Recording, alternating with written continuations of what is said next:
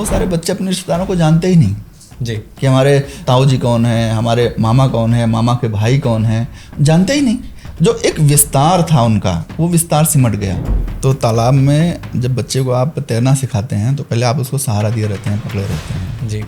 ठीक है। बच्चे को एकदम से तालाब में फेंक दो स्वतंत्रता के नाम पर कि हमने इसको तालाब में फेंक दिया बिना उसको तैरने के योग्य बनाए जी। तो अनुशासन की जो महत्ता है वो पेरेंट्स को समझना पड़ेगा। जैसे आपसे कहा कि वो सेल्फ सेंटर्ड हो जाएगा, स्व केंद्रित हो जाएगा। उसको लगता है कि हमारी ज़रूरतें पूरी हो रही हैं तो हम क्यों काम करें जी।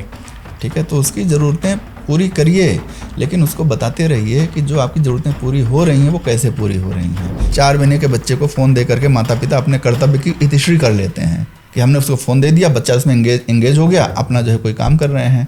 तो बच्चा धीरे धीरे उसको फ़ोन की लत लग जाती है, आदत लग जाती है। फिर वो अपने माता पिता से इमोशनली डिस्टेंस मेंटेन करने लगता है। उसको लगता है फ़ोन अगर मिल जाए तो माता पिता मिले चाहे ना मिले। शुरुआत वहीं से होती है। जिसके पास संसाधन है, समझ है और संबंध है, उसके पास टेंशन या स्ट्रेस छू भी नहीं सकता है। जब तक आपके जीवन में स्ट्रेस नहीं होगा तब तक आपके जीवन में संघर्ष नहीं आएगा, और संघर्ष को परास्त करने वाला ही नायक होता है, हीरो होता है। तो बच्चों को स्ट्रेस से घबराना बिल्कुल नहीं। पहले जो कलाकार हुआ करते थे उनकी भी अपनी एक एथिक्स हुआ करती थी कि अरुण गोविल स्मोकिंग करते थे, लेकिन जब उन्होंने रामायण में राम का सीरियल किया तो उन्होंने स्मोकिंग छोड़ दी। लेकिन अब क्या है कि अब पैसा मिले वो कुछ भी कर सकते हैं। टीवी पर अगर रामायण आती है तो बच्चा वैसा सीखता है, लेकिन टीवी पर अगर मिर्जापुर आएगी तो बच्चा वैसे सीखेगा। तो इसमें बच्चों की जिम्मेदारी कम, परिवार की, समाज की जिम्मेदारी ज़्यादा है। भगवान कृष्ण ने लड़ाई नहीं की, उन्होंने लड़ाई करने की विधि बताई, उन्होंने मोटिवेशन दिया, उन्होंने समझाया, नज़रिया दिया। तो माँ बाप भी अपने बच्चे को नज़रिया दे। हेलो एवरीवन, मेरा नाम भूपेश तिवारी है। Welcome to our podcast show powered by Athar skilling foundation. आज हमारा जो शो है वो एक बहुत स्पेशल टॉपिक पे है, that is mental health and gen Z wellbeing. इस टॉपिक के लिए आज हमारे बीच जो मौजूद हैं उनका नाम डॉक्टर पवन विजय। ये एक समाजशास्त्री हैं और एक इनका लंबा अनुभव रहा है समाज को लेकर। इनकी कई पुस्तकें विभिन्न विश्वविद्यालयों में चल रही हैं और आज हम इनका स्वागत करते हैं अपने पॉडकास्ट में, ताकि हम आज इनके अनुभव के माध्यम से लोगों को एक नया रास्ता, एक नया तरीका हम सिखा सकें कि समाज में जो एक नई जनरेशन है और एक जो पुरानी जनरेशन है, जो हम एक बीच में ये गैप है, समस्या है, जो भी है, उसको हम अच्छे से समझ पाएँ और एक नया रास्ता बना पाए। तो मैं स्वागत करना चाहता हूँ हमारे बीच मौजूद डॉक्टर पवन विजय का। नमस्कार सर। नमस्कार भूपेश जी, आपका कैसे हैं आप? मैं ठीक हूँ। सबसे पहले तो मैं बहुत खुश हूँ कि आप हमारे शो में आए और मैं काफ़ी लंबे समय से आपको ट्राई कर रहा था रीच करने का कि आपके साथ हम एक पॉडकास्ट करें, बिकॉज़ आपके साथ मैंने कई जगह पहले भी काम किया है, तो काफ़ी अच्छा एक्सपीरियंस, एक सोशियोलॉजी पर जो आपका एक एक्सपीरियंस है वो कहीं ना कहीं मैं पहले से भी आपसे गाइडेंस लेता आया हूँ। तो मेरे मन में आया कि आज हम एक टॉपिक पे बात करना चाहते हैं। टॉपिक जो था जो mental health and gen Z wellbeing. Basically आजकल लोगों के ये बहुत टॉपिक चल रहा है कि जेन जी क्या है, एंड जो ये न्यू जनरेशन है उनकी मानसिकता, उनका वे ऑफ स्टाइल एंड उनका मतलब एक जो पैटर्न है that is totally different, right. So उसी के लिए मेरा मन क्या कि ये इससे अच्छा मौका मुझे बाद में नहीं मिलेगा। यही सही मौका है कि आपको बुलाया जाए और इस पे हम अगर आप कुछ विचार रखते हैं और ताकि हम लोगों को बता सके कि एक्चुअल में क्या है ये, कि जनरेशन जो जेन जी का एक टॉपिक चल रहा है क्या है। तो आपके नज़रिए से मुझे एक बार बता सकते हैं कि जेन जी को आप कैसे समझते हैं और इसको कैसे डिस्क्राइब करेंगे? ये सबसे पहले तो मैं आपका अभिनंदन करूंगा कि आप इस टॉपिक को लेकर के आए। जी थैंक यू। बहुत से लोग इतना साहस नहीं कर पाते हैं कि इस कॉम्प्लिकेट जो सब्जेक्ट है, इस जटिल विषय को लेकर के लोगों के बीच में जाएं। मोस्टली लोग एंटरटेनमेंट को लेकर के, उससे जुड़े हुए मुद्दे को लेकर के बातचीत करना पसंद करते हैं। तो ये बातचीत मुझे ऐसा लगता है कि जो हमारे योजनाकार हैं जी, उन तक भी बातचीत पहुँचे ताकि वो फैक्टर्स को समझ पाएँ। हम परिणामों पर चर्चा करते हैं जी, हमारा सारा फोकस होता है कि रिज़ल्ट क्या आया, लेकिन रिज़ल्ट के पीछे की जो कहानी है उस पर चर्चा करने के लिए तो फिर से आपका एक बार अभिनंदन बनता है। आपने जो मुझसे पूछा कि ये जेन जी है क्या, देखिए जो मनुष्य का स्वभाव है वह चीज़ों को कैटेगराइज करना चाहता है, चीज़ों को काउंट करना चाहता है, चीज़ों को आइडेंटिफाई करना चाहता है, उनको नाम दे सके। हाँ, और उसको नाम दे करके वो उनको आइडेंटिफाई करता है जी। तो ऐसे ही समय के विभिन्न कालखंड हैं, तो उन कालखंडों को हमने डिफाइन करने की कोशिश की। और ये आज की बात नहीं है, ये हम वैदिक काल से ऐसा करते हुए चले आ रहे हैं कि हमने त्रेता युग, सत्ययुग, द्वापर और कलयुग में हमने समय को अलग अलग कैटेगराइज किया। तो तकनीकी के आधार पर, मार्केट की जो व्यवस्था है, जो समाज की व्यवस्था है, उसके आधार पर हमने डिकेड्स को अलग अलग नाम दिए। तो कोई मिलेनियर जनरेशन होता है, कोई अभी ये जनरेशन जेड आई जो 1997 से लेकर के 2012 के बीच में जो बच्चे आए हैं तो उनको हम लोग जनरेशन जेड के नाम से जानते हैं। अभी जनरेशन अल्फ़ा आ गई है। तो इस तरीके से ये कैटेगराइजेशन, ये श्रेणी में हम रख करके नाम, तो ये तो एक श्रृंखला चलती रहेगी। लेकिन क्या है कि जो परिवर्तन होता है अमूमन एक तकनीक 20 साल, 25 साल, 30 साल या आज से अगर हम 50 के दशक के अगर पहले चलें तो तकनीकी लगभग बदलने में टाइम लगता था। लेकिन अभी क्या है कि जैसे ही कंप्यूटर हमारे बीच में आया, जैसे ही हमारे सामने ICT आई, इंफॉर्मेशन एंड कम्युनिकेशन टेक्नोलॉजी आई, तो समाज बहुत तेज़ी से बदल रहा है। तो समाज जब बदलता है तो समाज में क्या बदलता है? लोगों का व्यवहार बदलता है, लोगों का चीज़ों को यूज़ करने का तरीका बदलता है, लोगों के प्रोडक्शन को लेकर के, मार्केट को लेकर के उनके विचार बदलते रहते हैं। हाँ, तो एक जो आपको इम्प्रेशन दिखता है इसके पीछे टेक्नोलॉजी काम करती है। भाई जब पहिए की टेक्नोलॉजी आई तो लोग पैदल चलने के बजाय बैलगाड़ी से चलने लगे।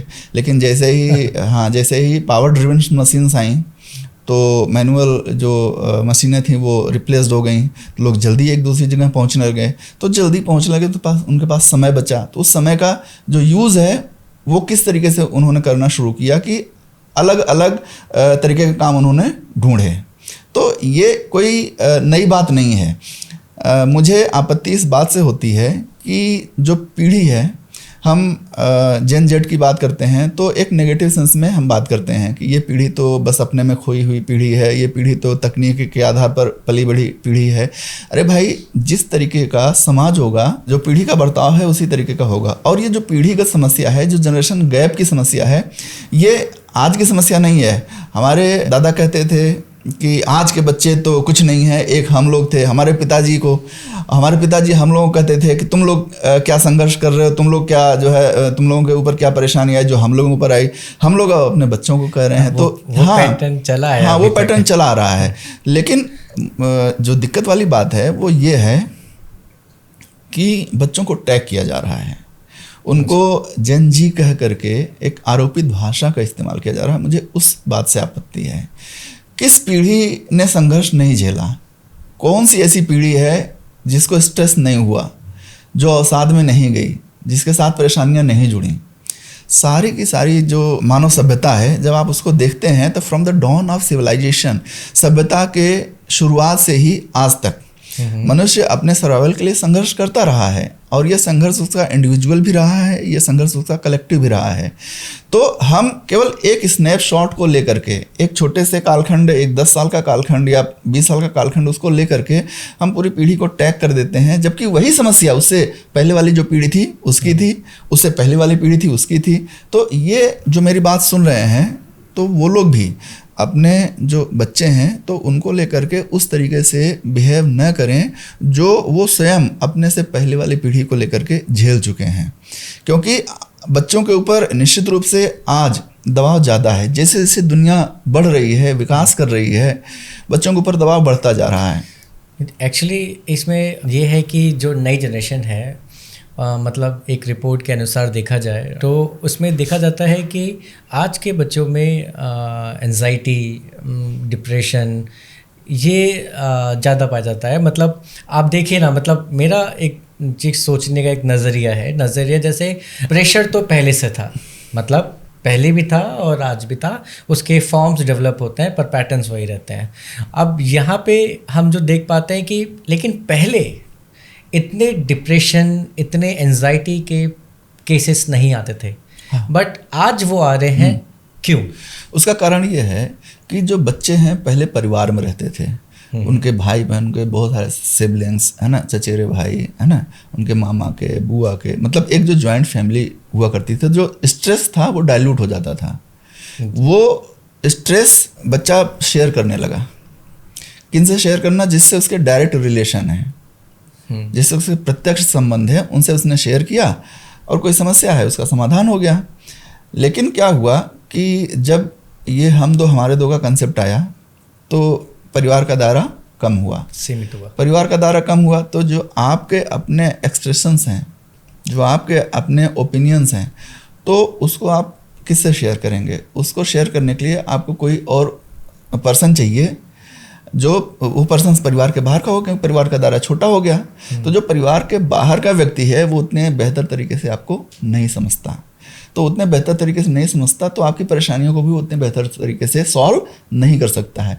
तो धीरे धीरे धीरे धीरे 90 के दशक आते आते या 2000 का दशक है आते आते परिवार बिल्कुल छोटा हो गया, और परिवार में जो माता पिता हैं वो भी वर्किंग हो गए, उनके अपने परेशानियाँ, जो माता पिता हैं उनकी अपनी परेशानियाँ, वो ऑफिस से आ रहे हैं तो बच्चे के साथ इंटरेक्ट जो करने में उनके साथ समस्या आ रही है, समय कम हो गया।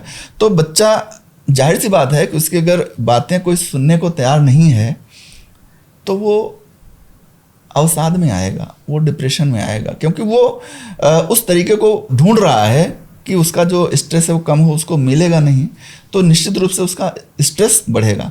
तो ये इसका एक जो फैमिलियल रीज़न है वो बहुत बड़ा कारण है, पारिवारिक जो कारण है वो बड़ा कारण है। और दूसरी चीज़ कि जब ये तकनीक का विस्तार हुआ, सोशल मीडिया आई, इंफॉर्मेशन कम्युनिकेशन का जो है बहुत ही विस्तार हुआ, तो जो खिड़की है वो खुली और अब वो घर बैठे बैठे वो बहुत सारे लोगों के साथ संवाद कर रहा है।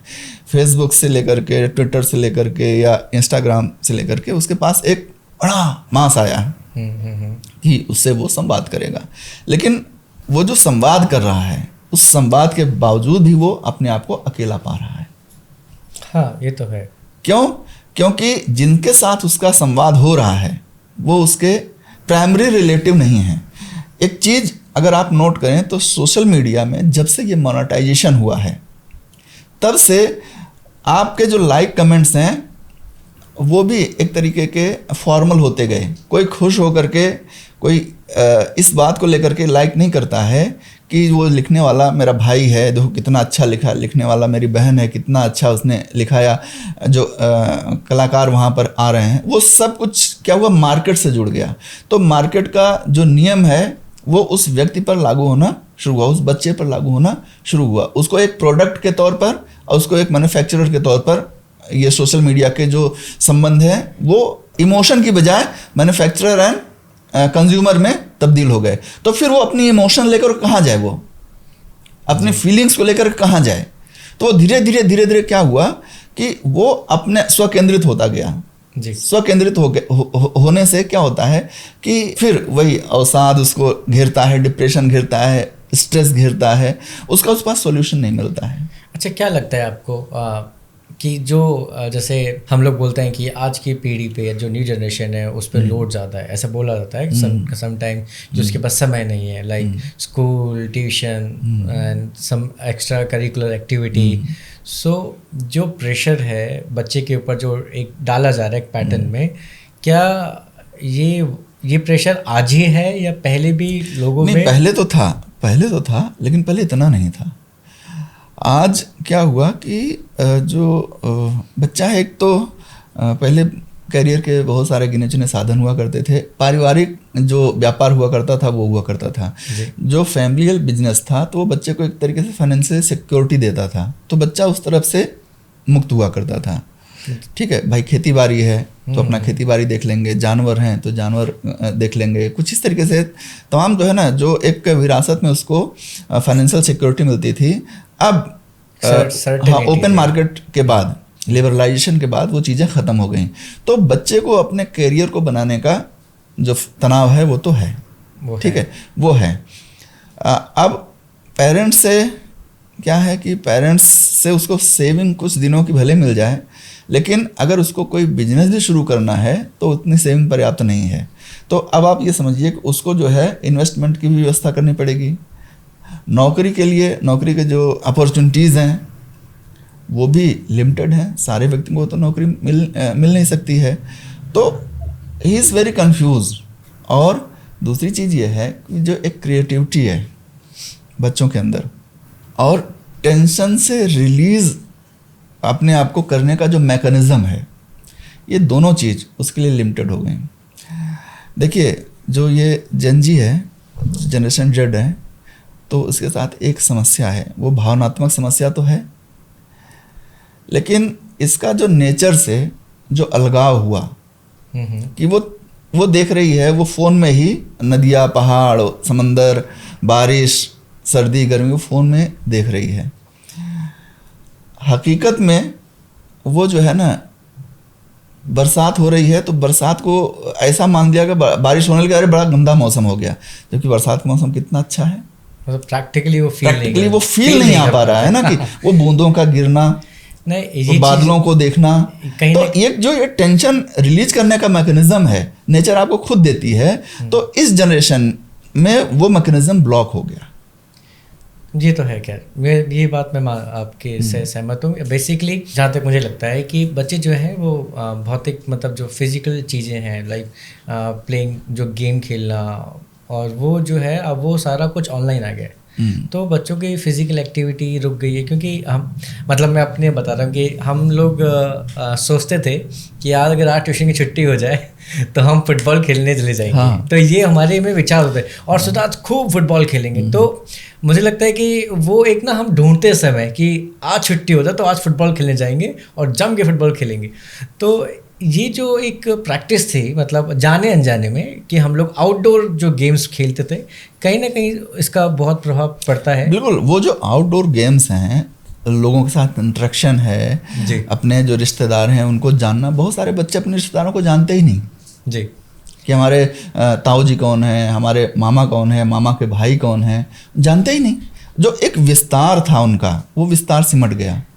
अच्छा, एक चीज़ और मैं नोटिस कर पा रहा था कि जैसे पेरेंट्स की ही बात करते हैं, क्योंकि जनरली क्या होता है कि अगर हम जेन जी की बात कर रहे हैं तो पेरेंट्स अपने आप इसमें इंक्लूड हो जाते हैं। अगर हम पेरेंट्स की बात करें, आज के पेरेंट्स पुराने जो पेरेंट्स थे उनके कंपैरिजन में काफ़ी फ्लेक्सिबल हैं। मतलब वो अपने बच्चों को मतलब काफ़ी हद तक, मतलब ज़्यादा डांटते नहीं हैं और उनको कोशिश करते हैं सपोर्ट करने की। ऐसा भी आज के हम लोग देखते हैं। बट उसके बावजूद भी बच्चा डिसबैलेंस हो जाता है। मतलब मैं अपना समय बताऊं, और शायद मैं अपने अगर फादर का समय बताऊं, तो गैप ये था कि मेरे पापा बोलते हैं कि जब उनका समय था तो उनको कुछ भी खरीदने, खाने, इवन कुछ भी करने से पहले उनको एक परमिशन लेना पड़ता था, और जो कि इनको ये पता था कि 90% वो मना कर देंगे। उनको ये मालूम था, 10% की चांस था कि हाँ शायद पेरेंट्स मान जाए। तो ये गैप था कि उनको ज़िंदगी में एक चीज़ लेने के लिए जब छोटे थे तो उसके लिए बड़ी जद्दोजहद करना पड़ता था कि अपने पेरेंट्स को कैसे मनाएं। फिर हम लोग आए, लेकिन आज हमारे पेरेंट्स थोड़े फ्लेक्सिबल हैं, वो हमें सपोर्ट कर रहे हैं।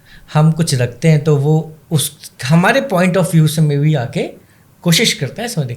तो मेरे को कहीं ना कहीं जो नई जनरेशन है, मतलब मेरे को ये लगता है कि जब parents are ready to come with talk, बात करने के लिए आपके साथ आए हैं, बात करना चाहते भी हैं, और वो थोड़े से फ्लेक्सिबल भी हुए, तो फिर बच्चे उनके साथ इंटरेक्ट नहीं करते हैं और वो गलत स्टेप ले लेते हैं।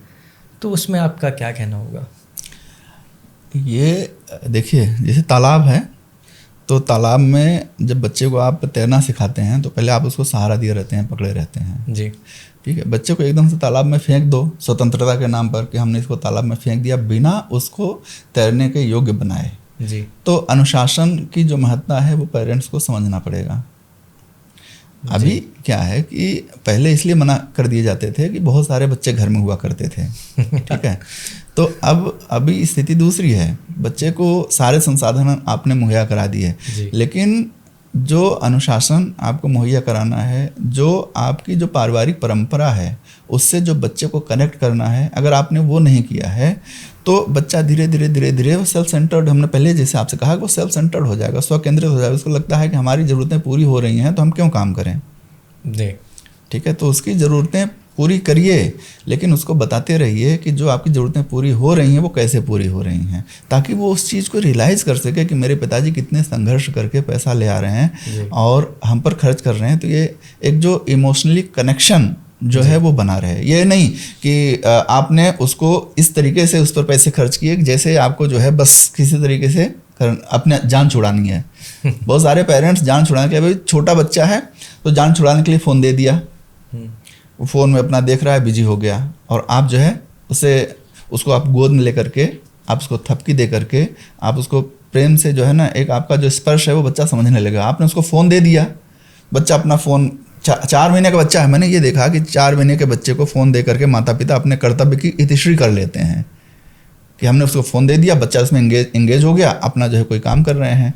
तो बच्चा धीरे धीरे उसको फ़ोन की लत लग जाती है, आदत लग जाती है, फिर वो अपने माता पिता से इमोशनली डिस्टेंस मेंटेन करने लगता है। उसको लगता है फ़ोन अगर मिल जाए तो माता पिता मिले चाहे ना मिले। शुरुआत वहीं से होती है। 4 महीने का बच्चा है, शुरुआत वहीं से हो गई।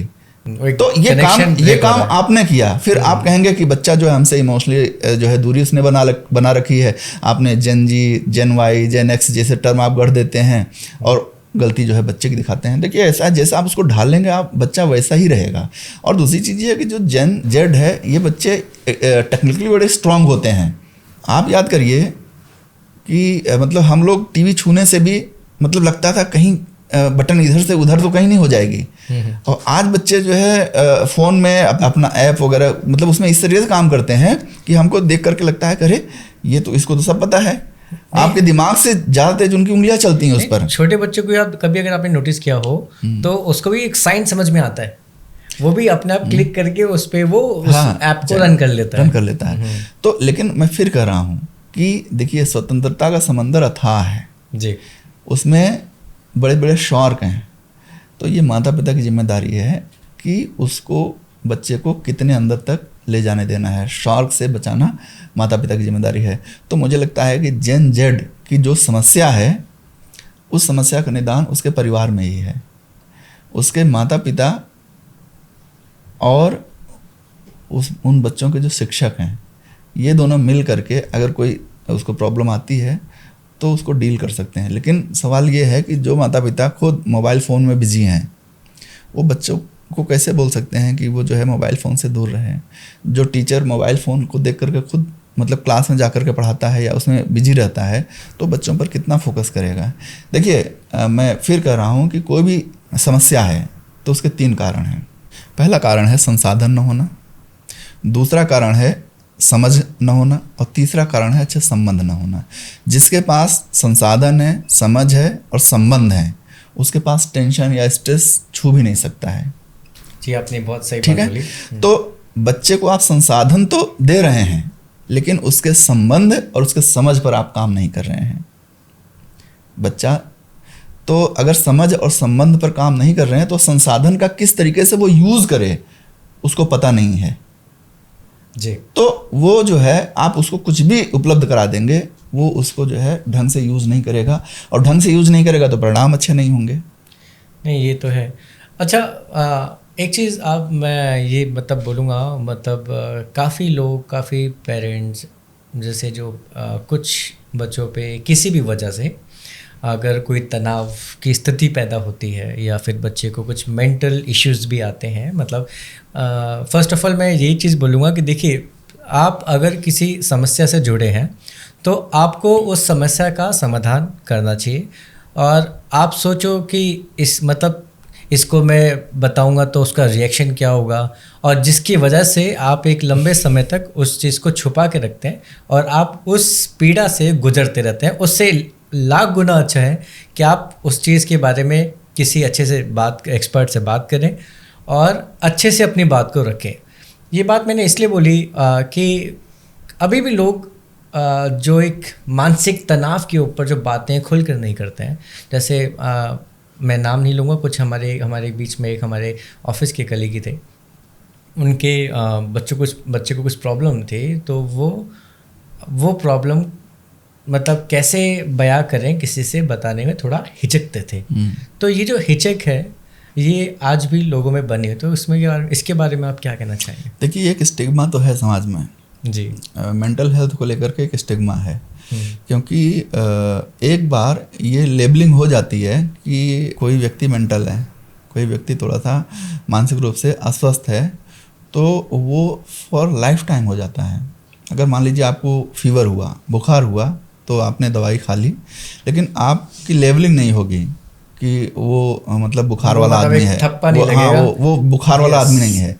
लेकिन एक बार अगर कोई व्यक्ति थोड़ा सा मानसिक रूप से डिस्टर्ब हो जाता है जी, तो उसकी अपनी एक हिस्ट्री बन जाती है। तो अब लोग बार बार उसको कहते हैं, अरे वही जिसका वो लड़का मानसिक रूप से अस्वस्थ था, तो उसका असर लंबे समय तक होता है। तो इसी वजह से लोग जो मेंटल हेल्थ है उसको सामने किसी को बताने से हिचकते हैं, लोग आपस में। हाँ, लोग आपस में। तो इसके लिए जो समाज का एक तबका है जो उस मेंटल हेल्थ को लेकर के मॉकिंग करता है, उस मेंटल हेल्थ के आधार पर मतलब जजमेंटल हो जाता है, तो ये स्टिग्मा उसी की वजह से बना। अच्छा, तो इसमें एक चीज़ है, आप समाज को लेके आप क्या समझते हैं? मतलब समाज को लेके क्या इंसान को अपनी जीवन शैली? देखिए, समाज में क्या होता है कि जैसे हम ये चाहते हैं कि लोग हमारे साथ अच्छा व्यवहार करें जी, तो हमारी अपनी जिम्मेदारी बन जाती है कि हम भी लोगों के साथ अच्छा व्यवहार करें।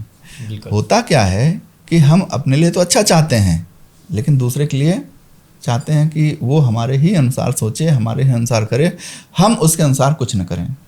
हम आपके घर जाएंगे तो हम चाहेंगे कि हमारा आप भव्य स्वागत करें, लेकिन आप हमारे घर आएंगे तो हम आपको एक चाय पिला करके आपको हम विदा कर देंगे। तो ये जो दोहरा मापदंड है इसको थोड़ा सा बदलना पड़ेगा। आप दूसरों से जो अपेक्षा करें, पहले आप वो काम करें। देखिए, समस्या शरीर है जी, शरीर है तो शरीर में बीमारियां होती हैं। जो मस्तिष्क है वो भी शरीर का एक हिस्सा है, तो उसमें भी बीमारियां हो सकती हैं। लेकिन जैसे मैं वही रिपीट करूँगा कि क्या जीवन को समाज से जोड़ना चाहिए?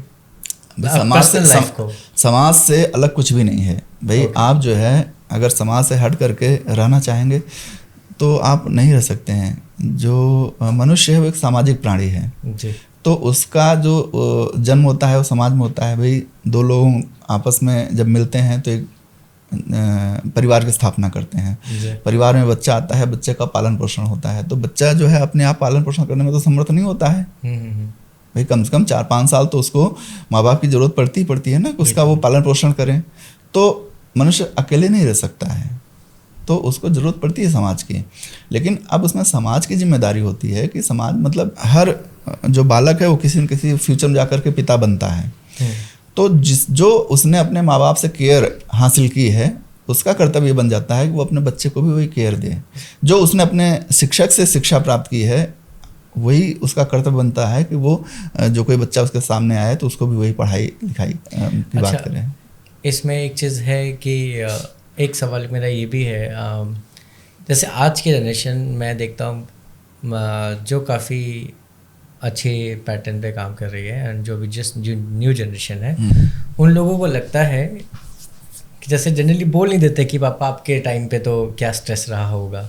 मतलब कोई बच्चा आके बोल दे कि नहीं आज के टाइम पे हम पे बहुत लोड है, आपके टाइम पे इतना कम लोड था। उसका कोई मापदंड है कि कोई मेजर है? मैं आपको एक वाकया सुनाता हूँ जी, अमिताभ बच्चन का। ये किस्सा अमिताभ जी ने शेयर किया था, तो मुझे लगता है कि वो बहुत ही महत्वपूर्ण बात थी जो उनके पिताजी के साथ जो संवाद हुआ था। दिल्ली के कॉफ़ी हाउस में मतलब बैठे हुए थे वो, उनके दोस्त काम की तलाश में थे, पढ़ाई लिखाई ख़त्म हो गई थी तो बड़े परेशान थे और काम मिल नहीं रहा था। तो एक दिन शाम को गए, अपने पिताजी से बोले कि मुझे पता चल गया है कि सारी समस्या की जड़ कहाँ है। तो हरिवंश राय बच्चन जी बोले, हाँ बताओ क्या है। बोले कि आपने मुझे पैदा क्यों किया है ना, आपने मुझे पैदा क्यों किया। तो वो कुछ नहीं बोले। और एक चिट्ठी उन्होंने कागज़ में कुछ लिखा और अमिताभ जी के पास रख दिया। तो उसमें उन्होंने पढ़ा तो उसमें लिखा था कि ज़िंदगी की कश्मकश से परेशान मेरे बच्चे पूछते हैं कि मतलब उन्होंने पैदा क्यों किया। तो बोले मेरे पास इसका कोई जवाब नहीं है सिवाय इसके कि मेरे बच्चे तुम भी अपने बच्चों से पूछ करके उन्हें पैदा करना। तो ये जो है ना, अब आप सोचिए कि ये अमिताभ बच्चन जी और हरिवंश राय बच्चन जी के ज़माने की बात है जो आप हमसे पूछ रहे हैं कि पापा आपने किया क्या। तो इनडायरेक्टली कि यार जब किया क्यों, किया कुछ नहीं तो पैदा फिर क्यों किया। तो ये हमेशा से ये चीज़ रही है। तो इसका जवाब यही है कि जो कंट्रीब्यूशन आपके माता पिता ने आपके जीवन को बनाने में किया वही कंट्रीब्यूशन न उससे अधिक न उससे कम आपको अपने बच्चों के लिए करना है। अगर आपने इतना किया, और उसमें मैं फिर कह रहा हूँ कि बच्चे को संसाधन दीजिए लेकिन उसके साथ उन संसाधनों को उपयोग उसके जो है उसको यूज़ करने की जो समझ है वो दीजिए। और यूज़ करने के दौरान किन पर यूज़ करने, मतलब वो किन पर उनका जो है यूज़ करें, उपयोग कैसे करें, तो उसके लिए एक संबंधों की जो व्यवस्था है उसको भी दें। तो संबंध, संसाधन और समझ, इन तीनों का अगर संतुलित रूप से हम प्रयोग करना अपनी आने वाली पीढ़ी को, या जो जनरेशन जेड है या जनरेशन अल्फा है उसको हम सिखा सकें, तो निश्चित रूप से हम जीवन को कम स्ट्रेसफुल और कम फ्रस्ट्रेशन में रहने वाला बना सकते हैं। जी, ये तो है। क्या तो ये जैसे जो न्यू जनरेशन है, अगर वाकई कोई अभी कोई बच्चा, कोई यंगस्टर अगर किसी समस्या में है तो आपकी तरफ से उसके लिए क्या रहेगा कि कैसे उसे ओवरकम कर सकता है, कैसे उसे कोई मतलब कोई रास्ता कि वो उस ट्रॉमा से, उस एंजाइटी से बाहर आने का एक best way as per your way? सबसे पहले वो देखे कि जिस काम के लिए हम इतने स्ट्रेस में हैं वो काम हमारी प्रायोरिटी में कितना है। स्ट्रेस को बहुत सारे बच्चे या बहुत सारे लोग बड़े नेगेटिव वे में लेते हैं, लेकिन स्ट्रेस क्या होता है? स्ट्रेस आपको आगे बढ़ने में मदद करता है, आपके कंफर्ट जोन को तोड़ता है। अगर आप कंफर्ट जोन में रहेंगे तो आप जहाँ पर हैं वहीं पर रुक जाएंगे। लेकिन स्ट्रेस से क्या होता है? आपको एक पुश करने का एक कॉल आती है कि नहीं, यहाँ से मूव करो, आपको बढ़ना है आगे। तो मेरा पहला जो फोकस होता है वो उस नज़रिए को बदलना होता है कि जो स्ट्रेस को एक नेगेटिव टर्म का नाम देती है कि स्ट्रेस नेगेटिव है। स्ट्रेस आपको बताता है कि नहीं, now you have to change.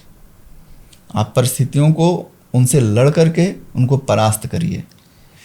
जब तक आपके जीवन में स्ट्रेस नहीं होगा तब तक आपके जीवन में संघर्ष नहीं आएगा, और संघर्ष को परास्त करने वाला ही नायक होता है, हीरो होता है। तो बच्चों को स्ट्रेस से घबराना बिल्कुल नहीं है। नहीं, ये बात बिल्कुल ठीक बोली। और शायद इस पॉडकास्ट के माध्यम से जो नए यूथ हैं उनको ये समझ में आएगा कि स्ट्रेस को ज़रूरी नहीं कि हम उसको एक नेगेटिव वे में लेके जाएं। अगर हम उसको पॉजिटिव वे में बात करें और एक चैलेंज की तरह ले सकते हैं कि एक हमारा चैलेंज है लाइफ में और हमें उस पर काम करना है, तो अगर ये भी एक टास्क बना सकते हैं। तो इसमें एक चीज़ और हम जोड़ेंगे कि जैसे जो रिजल्ट है, रिजल्ट को लेकर के कभी भी चिंता नहीं करनी चाहिए। अच्छा, आपका जो प्रयास है, आपने कितने बेहतर तरीके से प्रयास किया और उस प्रयास में आप सेटिस्फाइड हैं, तो आप यकीन मानिए कि वो जो प्रयास है वही आपका रिजल्ट है। अगर आपने अच्छा रास्ता पकड़ लिया तो आप मंजिल तक पहुंचेंगे। ठीक है, रास्ता अच्छा हो ये जरूरी है, रिजल्ट मैटर नहीं करता है। रास्ता अच्छा होना चाहिए, क्योंकि रास्ते का जो आनंद है, रिजल्ट तो एक क्षण की बात है, रिजल्ट आया एक पल की बात है। लेकिन अगर आपके पास अच्छा रास्ता होगा तो आप थ्रू आउट जो लाइफ है ना, वो आपके लिए जो है उसका जो रास्ता है वो बड़ा आनंददायक रहेगा। मैटर करता है कि आप रास्ता कौन सा चूज करते हैं। हाँ। और क्योंकि अगर रिजल्ट की चिंता करेंगे तो हो सकता है कि रास्ता डिसाइड ही ना कर पाए। हाँ, डिसाइड नहीं कर पाए। तो रास्ता इंपॉर्टेंट है। हाँ, सबसे पहले आप रास्ता चुनिए कि किस रास्ते से हमको जाना है। ओके। अगर आपने अच्छा रास्ता चुना है तो नो डाउट उस पर जो मोड़ आएंगे वो बड़े अच्छे होंगे। नहीं, ये बात तो सही है बिल्कुल। तो अभी जैसे अगर बात उसकी हो कि सोशल मीडिया पे कुछ बात करते हैं। हाँ। सोशल मीडिया जो है वो किस तरीके से नई जनरेशन को प्रभावित कर रही है? देखिए ऐसा है कि ये जो पहले मीडिया हुआ करता था, जो परंपरागत मीडिया, ट्रेडिशनल मीडिया हुआ करता था, उसमें एक तरीके का डिक्टेटरशिप था। जैसे मान लीजिए आपको कोई बात कहनी है, वो बात गई अखबार में, एडिटर ने उसको देखा कि वो बात कहने योग्य है या नहीं है, उसमें काट छांट करेगा, फिर वो किसी बात को पब्लिश करेगा। लेकिन सोशल मीडिया ने क्या किया कि आपका ऑडियंस से डायरेक्ट कनेक्शन करा दिया। आपको जो कहना है आपने लिखा, खुद ही आप एडिटर हैं, खुद ही आप अथर हैं, आपने वो लिखा भेज दिया।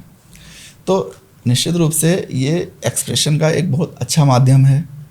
जो आपके अंदर टैलेंट है उसको एक्सप्रेस करने का बड़ा अच्छा माध्यम है।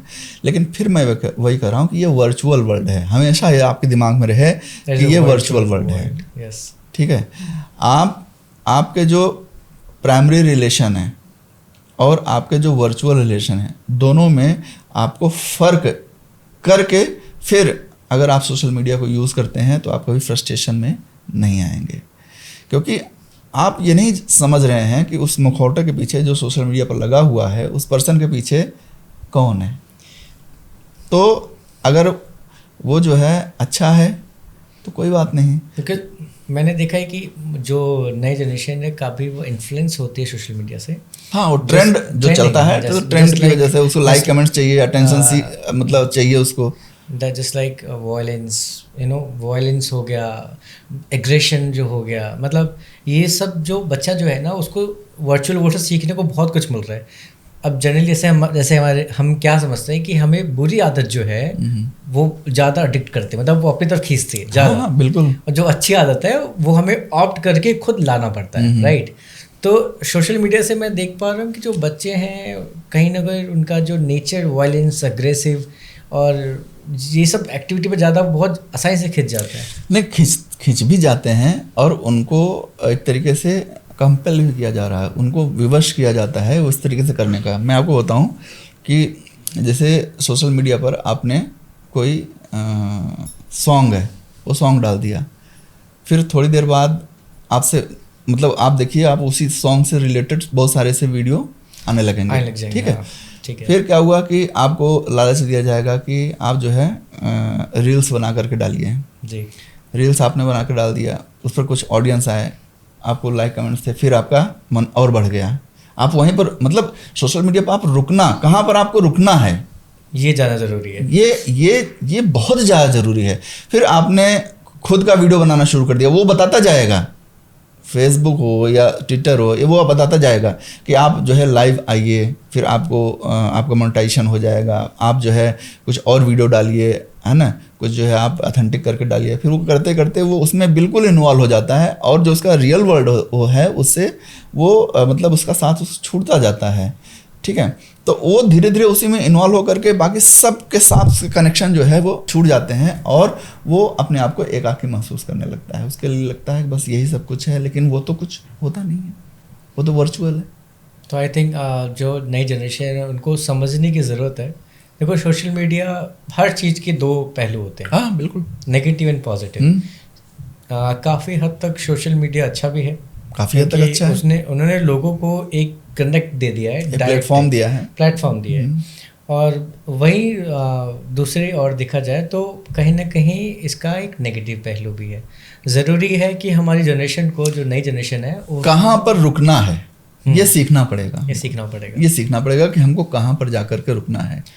आप लगातार चलते चलेंगे तो लियो टॉल्स्टॉय की जो कहानी थी उसमें एक बंदा होता है, वो जाता है किसी गांव में ज़मीन खरीदने, तो गांव का जो सरदार होता है वो कहता है कि हम तुम्हें ज़मीनें ऐसे ही दे देंगे, लेकिन तुम सुबह से लेकर के शाम तक जितनी ज़मीनें नाप सकते हो नाप लो, हम तुमको वो दे देंगे। और वो ज़मीनें नापने निकलता है तो उसको बहुत सारी ज़मीनें दिखती हैं। शर्त उसमें ये होती है कि शाम तक इसी जगह पर वापस आ जाना। तो वो अच्छी अच्छी ज़मीनें दिखती गई, वो आगे बढ़ता गया और शाम को जब उसको वापस आना पड़ा तो वो दौड़ते दौड़ते आया और सरदार के पास आते आते वो उसका हार्ट फेल हो गया और वहीं पे मर गया।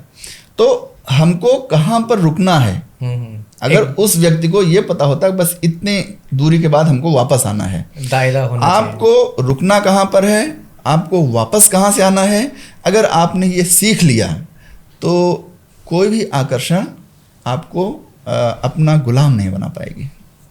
नहीं, ये बात तो ठीक है, क्योंकि ये शायद एक लिमिटेशन ज़रूरी है, एक दायरा ज़रूरी है, क्योंकि मतलब देखोगे, अच्छा एक चीज़ है, जब भी कुछ चीज़ चेंज होती है उसका प्रभाव ना ही जनरेशन पे बल्कि लोगों के माइंडसेट पे भी पड़ने लगता है, उनके वर्क शैली जो कार्यशैली है उसमें भी दिखने लग जाता है। मतलब एक जस्ट एन एग्जांपल, आज से पुरानी पिक्चर उठा के देखिए आप, पुरानी पिक्चरों में 3 कैरेक्टर को दिया जाता था कि हाँ ये हीरो है, ये विलन है, और एक पूरी पिक्चर में हंसाने के लिए एक कॉमेडी हमें चाहिए। तो इस तरीके से हम कैटेगराइज करते थे कि हाँ ये हीरो है, हीरोइन है, ये विलन है और ये एक कॉमेडियन है। थोड़ा सा आगे हम बढ़ेंगे, थोड़ा सा आगे बढ़ने के बाद हमें क्या मिलता है कि कॉमेडियन का जो रोल है वो ग्रेजुअली ख़त्म हो रहा है, अब हीरो जो है उसी को ये जिम्मेदारी सौंप दी गई है कि आप कुछ ऐसा आए कि आप ही दोनों रोल प्ले कर रहे हो, कॉमेडी भी एज वेल एज हीरो भी। ये मतलब ये मेरा अनुभव है कि हम देखते हैं कि धीरे धीरे पिक्चरों में भी हम देख सकते हैं क्या, तो लोगों के दिमाग, बच्चों के दिमाग में एक आइडिया था। इसका एक मतलब इसके आगे वाली भी बात है कि धीरे धीरे जो हीरो है वही विलन है, वही कॉमेडियन है। मैं उसी के आगे बढ़ रहा था, और आज के समय में क्या आ रहा है, अच्छा पहले सब लोग बोलते कि जब कोई बच्चा कोई होशियारी दिखाए तो लोग क्या बोलते हैं कि हीरो है, अरे ये तो हीरो है, तो एक hero is ideal word. But आज की जनरेशन अगर आप किसी बच्चे को उठा के देखोगे तो दे ऑल लाइक विलन, मतलब विलन को ही वो इतना पसंद करते हैं आज की जनरेशन। वो आप देखिए ना कि उनकी जो पसंद है ना वो कैसे चेंज हो रही है। आप समझ रहे हो, पहले हीरो को एक आइडल माना जाता था, लेकिन आज की डेट में जो नई जनरेशन है, आप कोई भी सीरीज उठाओ, आप कोई फिल्म उठाओ, मतलब उनका जो एक एक्साइटमेंट है वो कहीं ना कहीं हीरो से ज़्यादा विलन पे जाती है। तो दैट इज़ ट्रू पॉइंट कि बच्चे जो है ना, बच्चों की मानसिकता जो भी है वो कहीं ना चेंज हो रही है। और अब पिक्चर में भी क्या होता है कि हीरो ही जो है वो हीरो भी है, कॉमेडी भी करेगा और विलन भी उस पिक्चर में वही है। ये तीनों रोल उसको प्ले करने पड़ जाते हैं। वो देखिए, वो जो सिनेमा है तो जो समाज में होता है वो सिनेमा दिखाता है, या जिस सिनेमा में होता है उसका असर समाज पर पड़ता है। तो ये जो चीज़ें हैं, आप कोई भी सीरीज उठा करके देख लीजिए, तमाम फिल्में ऐसी आती हैं जो बच्चों को आकर्षित करती हैं। तो उसमें जो मेन कैरेक्टर होता है, तो मेन कैरेक्टर ग्रे टाइप का होता है, मतलब वो ग्रे होता है, उसका ब्लैक एंड वाइट में नहीं होता है कि वो जो है सही है या गलत है, उन दोनों के बीच का वो होता है। तो वो जानबूझ करके ऐसा कैरेक्टर गढ़ते हैं ताकि जो हीरो है, हीरो में कुछ वो डार्क साइड डाल करके चीज़ों को ज़्यादा मसालेदार बना करके प्रेजेंट करें, और बच्चा इन्फ्लुएंस हो जाता है। बच्चा उस वाइट को नहीं पकड़ पाता है, उसको जो ग्रे का मतलब होता है उसको लगता है कि ये कैरेक्टर सही है। तो बच्चे भी अब बहुत ज़्यादा जो एक अच्छाई की तरह हम लोग जब पढ़ते थे तो उसमें एक चैप्टर हुआ करता था कि आदर्श छात्र, कि आदर्श छात्र सुबह 5 बजे उठता है, फिर माता पिता की बात मानता है, खेल में अच्छा होता है। तो अब उस चीज़ को एक मतलब मॉकिंग वे में लोग लेने लगे हैं। जो लड़की सलीके से कपड़े पहनती है, सलीके से बात करती है, उसको उन्होंने कह दिया बहन जी।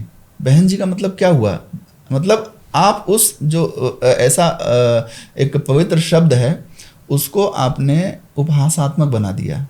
तो धीरे धीरे इन चीज़ों को समाज में डाल करके उनको जनरलाइज किया जा रहा है। उनको इसलिए जनरलाइज किया जा रहा है ताकि जो मार्केट है, मार्केट में जो चीज़ें हैं वो घर घर तक पहुंच सके।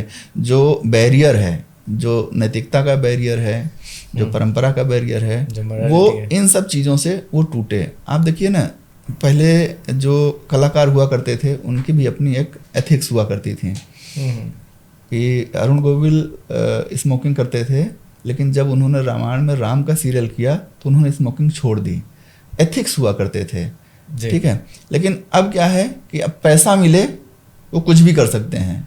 तमाम ऐसे वेब सीरीज़ हैं जिनको आप अपने परिवार साथ बैठ करके नहीं देख सकते हैं, ठीक है। उन वेब सीरीज़ में रिनोन्ड जो एक्टर्स हैं वो काम करते हैं, क्या उनके परिवार नहीं हैं? उनके भी परिवार हैं, उनके भी बाल बच्चे हैं। उनके बाल बच्चे उस एक्टिंग को देखेंगे तो क्या सोचेंगे? सिनेमा हमेशा समाज को प्रभावित करने का काम किया है, ये उनकी भी जिम्मेदारी बनती है।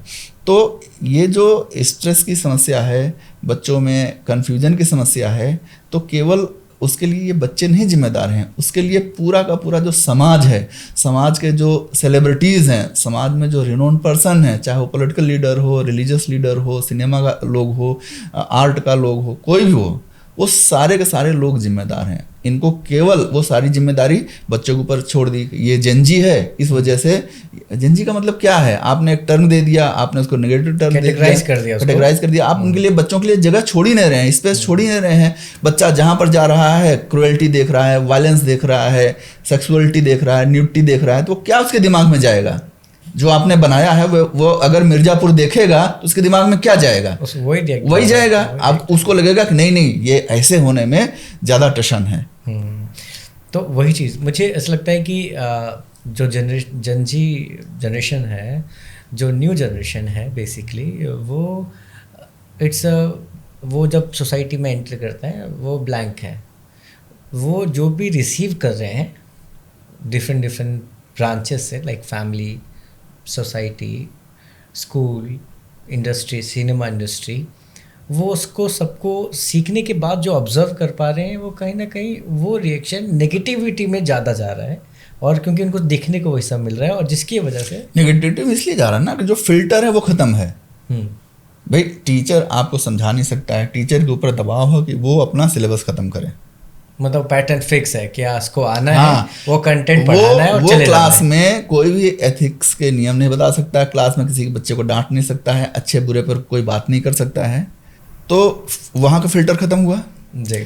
माँ बाप दोनों लोग अर्निंग पर्सन हैं, उनके पास बच्चे को देखने का समय नहीं है, बिल्कुल। तो वो फिल्टर कहाँ पर है? समाज में फिल्टर गायब है। फिल्टर गायब है तो अनफिल्टर चीज़ें बच्चों को मिल रही हैं। भाई OTT घर घर में टीवी के माध्यम से पहुंच चुका है। करेक्ट। तो बच्चा OTT पर, अगर आप बताइए कि वो ऐसे तमाम जो OTT प्लेटफॉर्म हैं जिसमें एडल्ट कंटेंट होता है, बच्चा देखता है तो सीखेगा नहीं। करेक्ट। क्या सीखेगा वो? भाई रामायण आता है टीवी पर, अगर रामायण आती है तो बच्चा वैसा सीखता है, लेकिन टीवी पर अगर मिर्जापुर आएगी तो बच्चा वैसे सीखेगा नहीं। तो इसमें बच्चों की जिम्मेदारी कम, परिवार की, समाज की जिम्मेदारी ज़्यादा है।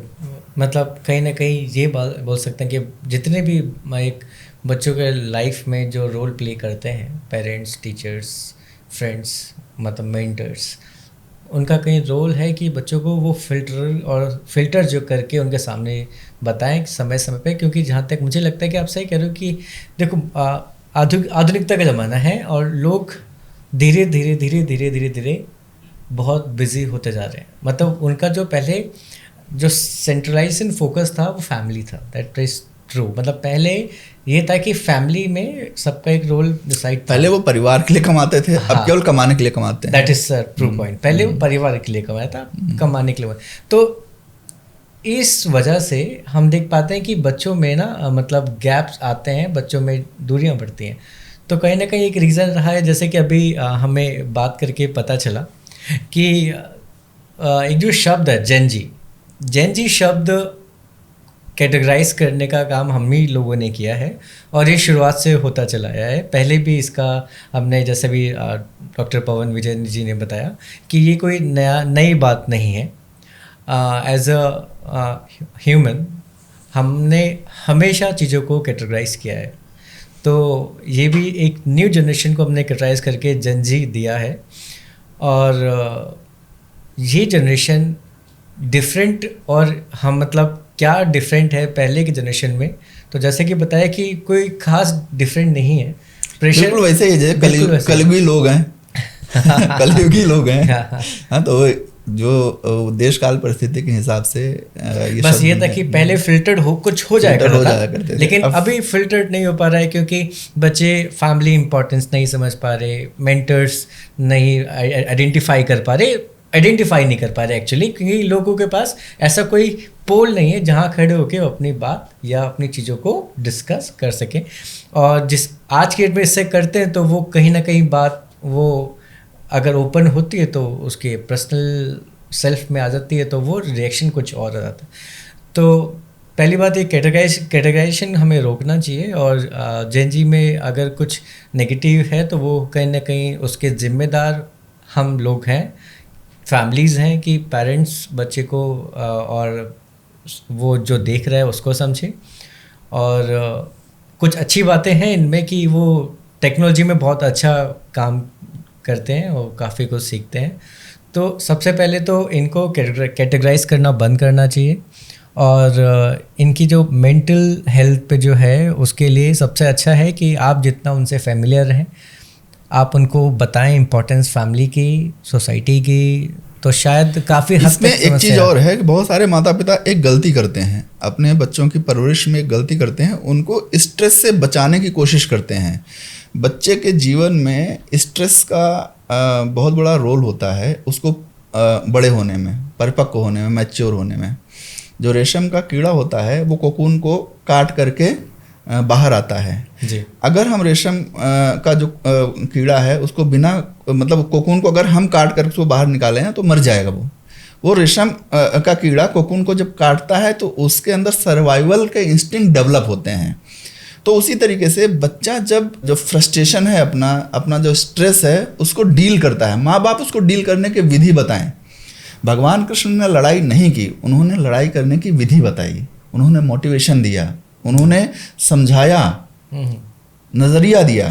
तो माँ बाप भी, हर माँ बाप अपने बच्चे को इसी तरीके से करे कि उस बच्चे को नज़रिया दे देखने का। बिल्कुल ठीक है, बच्चे को नज़रिया दे देखने का, बच्चे को संसाधन दे, बच्चे की जो समझ है वो विकसित करे, लेकिन बच्चे को संघर्ष करने दे जी। बच्चे के डेवलपमेंट में संघर्ष का एक बड़ा योगदान है। हर माँ बाप को उसके थ्रू बच्चे को ले जाना है, उससे बच्चा स्वयं चीज़ों को डील करना सीख जाता है। बहुत सारे माँ बाप बच्चों को अकेले कहीं नहीं जाने देते, माँ बाप जाएं साथ में, लेकिन बच्चे को बताते जाएं, फिर धीरे धीरे वो अकेले जो है रास्ता देख लेगा, अकेले जाना सीख लेगा, अकेले काम करना सीख लेगा। तो वो हमेशा के लिए नहीं है माँ बाप, उनको ये जानना है वो हमेशा के लिए नहीं है, लेकिन फिर बच्चे की एक आदत पड़ जाती है कि उसको किसी न किसी मतलब उसके कॉन्फिडेंस में कमी आ जाती है, कॉन्फिडेंस में कमी आती है। ठीक है, तो संघर्ष या स्ट्रेस को माँ बाप बच्चे का वो उससे अलग ना करें, बल्कि उसको डील करना सिखाएं कि हाउ टू डील इट। इसको तो stress is a positive word, right? मतलब अगर हम इसको नेगेटिव ना लें, और स्ट्रेस के साथ साथ अकेले स्ट्रेस लेने से कुछ नहीं होगा कि हाँ सिर्फ स्ट्रेस लें। अगर स्ट्रेस है तो स्ट्रेस के साथ साथ हमें उसके जैसे ही स्ट्रेस आया तो आप समझ लीजिए कि अब बदलाव का टाइम आ गया है। बदलाव कहाँ पर होगा? आपके सामने कोई व्यवस्था होगी। उदाहरण के लिए कि एग्ज़ाम आने वाले हैं, आपको स्ट्रेस हो रहा है, तो आप उस स्ट्रेस से भाग नहीं सकते हैं, आपको उसका सामना करना पड़ेगा। करेक्ट, ठीक है। तो आप देखिए कि ये स्ट्रेस क्यों हो रहा है? तैयारी नहीं है। तैयारी नहीं है, किस विषय में तैयारी नहीं है? इस विषय में तैयारी नहीं है। क्यों नहीं है? ये पढ़ने का मन नहीं करता है। क्यों नहीं करता है? बहुत ही कॉम्प्लिकेटेड सब्जेक्ट है। कॉम्प्लिकेशंस कहाँ पर हैं? मतलब आप जो है रास्ता देखते जाओ, कहीं ना कहीं आपको वो समस्या आप आइडेंटिफाई कर लोगे। और समस्या का जो सॉल्यूशन है, किसी भी प्रॉब्लम का सॉल्यूशन उस प्रॉब्लम को आइडेंटिफाई करने में है। अगर आपने प्रॉब्लम को आइडेंटिफाई कर लिया तो आपने आधी समस्या अपने आप ख़त्म कर दी। तो बच्चा जिस दिन अपनी प्रॉब्लम को आइडेंटिफाई करना सीख लेगा, उसके माता पिता बताएं कि बेटा ये समस्या है, उसके टीचर्स बताएं ये समस्या है। उससे पहले अगर बच्चे ने अपनी प्रॉब्लम्स को आइडेंटिफाई करना सीख गया वो, तो अपनी जो प्रॉब्लम है उसको आधा सॉल्व कर लेगा, और आधे के लिए उसकी फैमिली और उसका स्कूल है। तो ये चीज़ जो है अगर बच्चों को मिले तो मुझे लगता है कि हम एक बेहतर पीढ़ी तैयार कर सकते हैं। बिल्कुल। एंड ये तो हमने काफ़ी हद तक हमें समाज को, पेरेंट्स को लेके हमने बात करी, और उनके मतलब और भी जो डायमेंशंस थे उस पर हमने डिस्कशन किया। तो इसमें एक चीज़ और कि जो नई जनरेशन है उनका दायित्व क्या है? देखिए, कोई भी प्रगति परंपरा के बिना व्यर्थ है। प्रगति वो सही है जो परंपरा को इवॉल्व करे। तो नई पीढ़ी कोई भी काम करे तो जो पुरानी चीज़ें हैं वो रिफाइन हो। अगर पुरानी चीज़ें रिफाइन होती हैं तो उसका काम सही है, यही पैरामीटर है। अगर पुरानी चीज़ें रिफाइन नहीं होती हैं, कोई भी काम करते हैं, अगर आपके माता पिता का गौरव बढ़ता है, केवल आपका गौरव नहीं बढ़े, आपके माता पिता का गौरव बढ़े, आपके परिवार का गौरव बढ़े, आपके क्षेत्र का गौरव बढ़े, तो आप जो भी काम कर रहे हैं वो काम अच्छा है, वो काम ठीक है। तो पहला नैतिक दायित्व है, हमारे यहाँ वैदिक परंपरा में, हिंदू परंपरा में ऋण आता है, तो उसमें देव ऋण, गुरु ऋण और पितृ ऋण होता है। तो कृतज्ञता, ये क्या है? ऋण का मतलब है कि एक कृतज्ञता कि गुरु ने जो पढ़ाया उसके प्रति हमारी कृतज्ञता है, माता पिता ने जो हमारी देखभाल की उसके प्रति कृतज्ञता है, या जो देव ऋण का मतलब हुआ कि जो समाज ने हमको दिया है ना, उसके प्रति हमारी कृतज्ञता।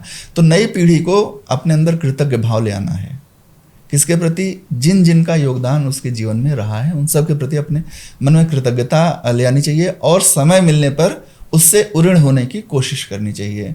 अगर किसी ने आपके जीवन में कोई योगदान दिया है तो जब आपकी बारी आती है, आपके सामने कोई ऐसी बात आती है, तो आपको भी वही कार्य करना है। जिस तरीके से आपको जहाँ से जो हेल्प मिली थी, तो आपको भी वही हेल्प के रूप में समाज को वापस देना है। तो जो कुछ हमारा है दरअसल वो हमारा नहीं है, वो सब कुछ ईश्वर का है, समाज का है, माता पिता का है, परिवार का है। उन्होंने अगर हमको न दिया होता तो हम आज जो हैं वो ना होते। ये भाव नई पीढ़ी के अंदर जरूर होना चाहिए। मतलब उनको उन सभी की चीज़ों को अपने जीवन में एक सम्मान रखना चाहिए जहाँ से उन्हें कुछ आउटकम या जिनसे उनसे कुछ सीखने को मिला है। बिल्कुल, मतलब वो एक प्लेजर के रूप में, फ़र्ज़ के रूप में अपने उनको एक रखना चाहिए। नहीं, ये इस पॉडकास्ट के माध्यम से मैं विश्वास करता हूँ कि जितने भी नए जनरेशन के लोग इसको देख रहे होंगे तो ज़रूर समझेंगे। आई थिंक इसकी बहुत ज़रूरत भी है। ये केवल नए जनरेशन की बात नहीं, ये एक ओवरऑल बात है। इसमें इसको पेरेंट्स को भी अपने बच्चों को समझना है, बच्चों को भी अपने पेरेंट्स को समझना है। जो पुरानी जनरेशन के लोग हैं वो भी क्योंकि जो कि है क्या कि बदलाव प्रकृति का नियम है, चीज़ें बदलेंगी, बदलाव से आप रोक नहीं पाएंगे। जी, ठीक है। कंटेंट हमेशा बदलता है, दुनिया दो चीज़ों से मिलकर के बनती है, एक चीज़ जो स्थिर रहती है और दूसरी चीज़ जिसमें बदलाव होता रहता है। पारिवारिक व्यवस्था है, माता पिता हमेशा रहेंगे, संतानें हमेशा रहेंगी। माता पिता के नाम बदल जाएंगे, माता पिता बदल जाएंगे, लेकिन जो स्टेटस है वो कभी नहीं बदलेगा। तो जो चीज़ें स्थिर हैं उनको स्थिर रहने देना है, जो चीज़ें बदलती हैं तो उसको बदलाव को हमको स्वीकार करना है। तो ये जो बदलाव को स्वीकार न करने वाली बात होती है, वहीं पर जनरेशन गैप में प्रॉब्लम आती है। बच्चों के कार्य करने के तरीके बदलते हैं, सबके कार्य करने के तरीके बदलते हैं। जो हम बचपन में जिस तरीके से काम करते थे, खाना खाते थे, अभी तो खाते नहीं। बचपन में जिस तरीके से कपड़े पहनते थे अभी तो पहनते नहीं हैं। लेकिन बचपन में भी ये था कि हमको कपड़े पहनाए जाते थे, आज भी हम कपड़े पहनेंगे। अच्छा, एक पैटर्न, वैसे एक लास्ट सवाल मैं आपसे पूछूंगा, जैसे कि मैं चाहता हूँ कि अगर आप नई जनरेशन को कुछ अपडेटेड वर्जन, कुछ ताकि जो उनके लाइफ में उनको हेल्प करे। और मेंटल हेल्थ, देखो मेंटल हेल्थ तो उनको ऐसा नहीं कि वो डिस्टर्ब किए, क्योंकि उनके पास कई तरह की चीज़ें एक साथ चल रही होती हैं जिससे वो डिस्टर्ब हो जाते हैं। तो उस केस में वो अपने कार्यशैली को कैसे बैलेंस कर पाएँ, उसके लिए कोई अगर आप इनको एक वो दे सकें, एक एडवाइस कर सकें हम हमारे पॉडकास्ट के माध्यम से कि जैसे ओवर स्ट्रेस हो गया, काम का प्रेशर है, पढ़ाई का प्रेशर है, ठीक है, करियर का प्रेशर है, तो उसके लिए एक अच्छा एक आप सुझाव क्या देना चाहेंगे? देखिए,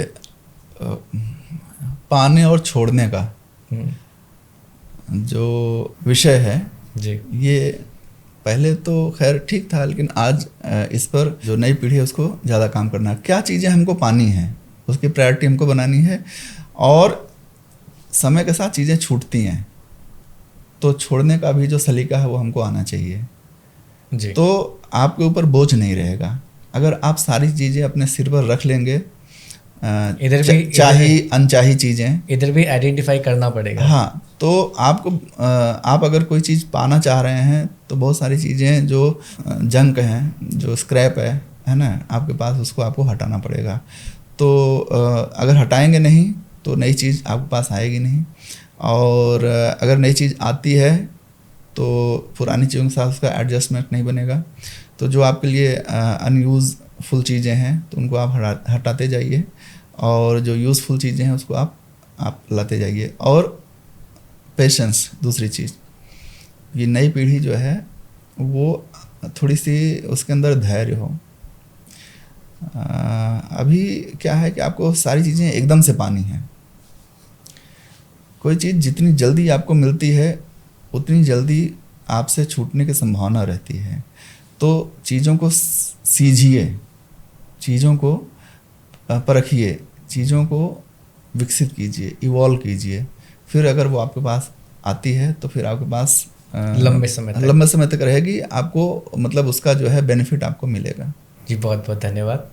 आज आपसे बात करके काफ़ी कुछ समझ में भी आया, और बिकॉज़ मुझे लगता है कि हमारे इस पॉडकास्ट के माध्यम से हमने जो एक टॉपिक रखा था mental health and gen Z wellbeing, उसमें हमने लोगों को समझा पाए कि जो कैटेगराइजेशन से कैसे निकलना है। और कहीं ना कहीं मुझे लगता है कि ये शायद लोगों तक पहुंचना भी चाहिए कि किस तरीके से लोग इसे डील करें, बिकॉज डील करना इज़ वेरी इंपॉर्टेंट। तो थैंक यू सो मच आपका अगेन हमारे पॉडकास्ट पे आने के लिए।